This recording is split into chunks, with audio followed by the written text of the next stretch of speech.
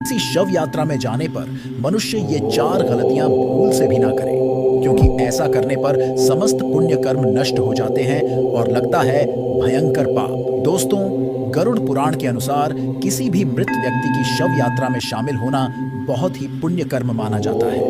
ये शायद बहुत ही कम लोग जानते हैं कि जो भी व्यक्ति किसी की अंतिम यात्रा में शामिल होता है तो यह उनके पुण्य कर्मों में जुड़ जाता है।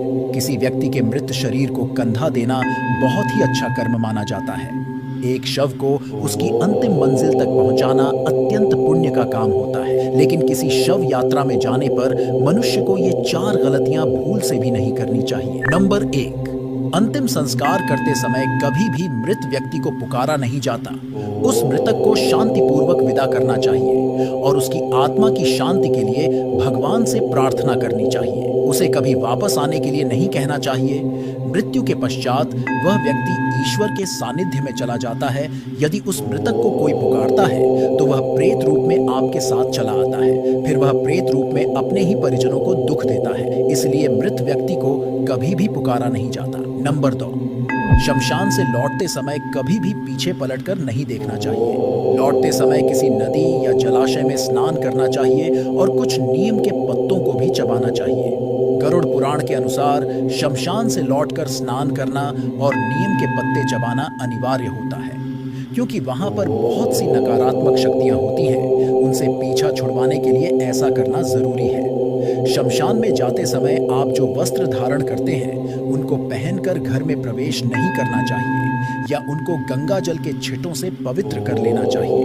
ऊनी वस्त्र पर यह नियम लागू नहीं होता, क्योंकि ऊनी वस्त्र सदैव ही पवित्र रहते हैं। नंबर 3, भगवान श्री विष्णु कहते हैं कि शव यात्रा में जाने वाले व्यक्ति को 2 दिन का सूतक लगता है और जिनके घर में मृत्यु हुई है उन्हें 12 दिन का सूतक काल होता है, और जो शव को कंधा देते हैं उनके लिए 1 सप्ताह का सूतक काल होता है। सूतक काल के दौरान किसी भी शुभ कार्य को नहीं करना चाहिए।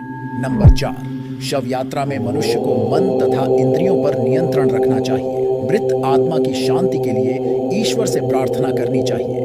मृत्यु से पहले मृत व्यक्ति कैसा भी हो, उसके लिए बुरे वचन नहीं कहने चाहिए।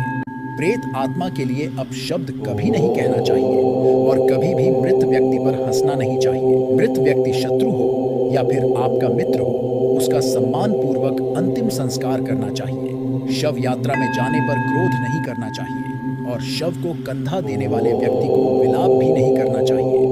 मृतक की आत्मा की मुक्ति के लिए कामना करनी चाहिए और ईश्वर का ध्यान करना चाहिए। नंबर 5, यदि गांव में आसपास किसी की मृत्यु हुई है तो उस दिन मनुष्य को अपनी इच्छा के अनुसार भोजन नहीं करना चाहिए अथवा प्रसन्न होकर के भोजन ग्रहण नहीं करना चाहिए। ऐसा करने पर वह भोजन मांस और रक्त के समान हो जाता है।